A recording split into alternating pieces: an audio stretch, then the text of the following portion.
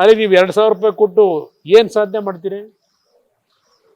ಆ ಗೃಹಲಕ್ಷ್ಮಿ ಹೆಸರನ್ನ ಮಹಿಳೆಯರ ಕುಟುಂಬದವ್ರ ಮೇಲೆ ಅಲ್ಲಿ ಇನ್ನೊಂದು ರೀತಿಯಲ್ಲಿ ದುಡ್ಡು ವಸೂಲಿ ಮಾಡಿ ನೀವೇ ಬೇಕಾ ಕೊಡೋಕೆ 2,000 ರೂಪಾಯಿನ?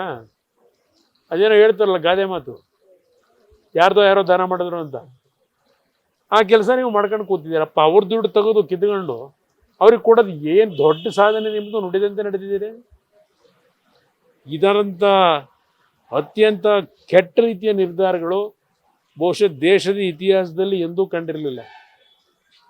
ಇವೆಲ್ಲ ಮುಂದೆ ಬಹುಶಃ ಇವ್ರು ಹೋಗ್ತಿರೋ ಮಾರ್ಗ ನೋಡಿದ್ರೆ ಹುಡುಕ್ತಾ ಇದ್ದಾರೆ. ಈಗ ಯಾವ್ಯಾವ ರೀತಿಯಲ್ಲಿ ಸಬೂಬುಗಳು ಕೊಟ್ಟುಬಿಟ್ಟು ಈ ಯೋಜನೆಗಳನ್ನು ನಿಲ್ಲಿಸ್ತಕ್ಕಂಥದ್ದಕ್ಕೆ ಏನೇನು ಮುಂದಿನ ದಿನಗಳಲ್ಲಿ ಪೀಠಿಗೆ ಹಾಕಬೇಕು ಅನ್ನೋದಕ್ಕೆ ಇದೆಲ್ಲ ಒಂದು ಹುನ್ನಾರವೂ ನಡೀತಾ ಇದೆ ಅನ್ನೋದು ನನ್ನ ಅಭಿಪ್ರಾಯ.